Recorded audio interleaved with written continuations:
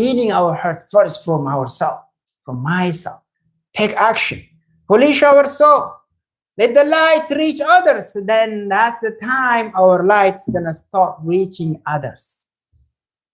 So I ask again, where do we find this true light? In a dark world.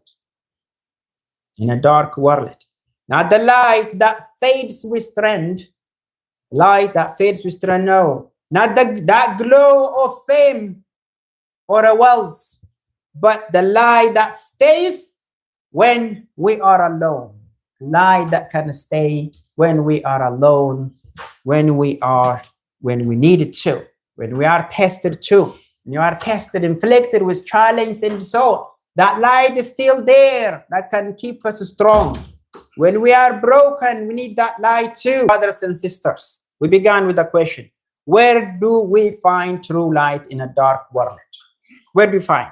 And now we answered it. The true light is the light of Allah subhanahu wa ta'ala. The light of Allah subhanahu wa ta'ala. The light that never dim, never burn out, and never deepen on electricity or approvals. It doesn't need any approval, subhanAllah. And Allah's light flows through His world, through the Qur'an. Flows through the Qur'an for us. And through His messenger, the Prophet sallallahu alaihi wasallam. That's where we can find true light. Through the Qur'an and the Hadith. When we get confused, when we get anxious, let's just open the Qur'an.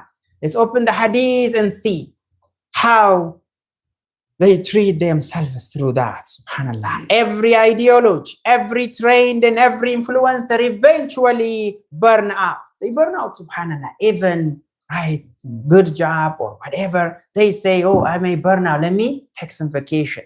But how about Quran? How about this? Subhanallah. You don't take vacation, you keep read the Quran because it's gonna heal you every time. That's the light we need. That's the light. Now, Allah subhanahu wa ta'ala said, they wish to extinguish the light of Allah. They wish to extinguish, turn off the light of Allah with their mouths, but Allah will protect His light. See, the light is still there for us. Allah protected. How many people tried to change the Quran? The Quran is still the same, subhanallah, still the same. How many versions of Bible are there? Even the Ethiopian Christian, more than 87 different Bibles, subhanallah. But the Quran is still one. Whether you are a Sunni or a Shia and so on, still use one Quran. There's no two Quran and so on, subhanallah. They tried. Allah say, still the same, subhanallah. No matter how dark the world becomes, right?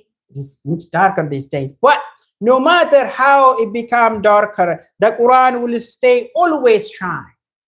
But we must turn toward it, to the Quran. We have to turn ourselves to the Quran.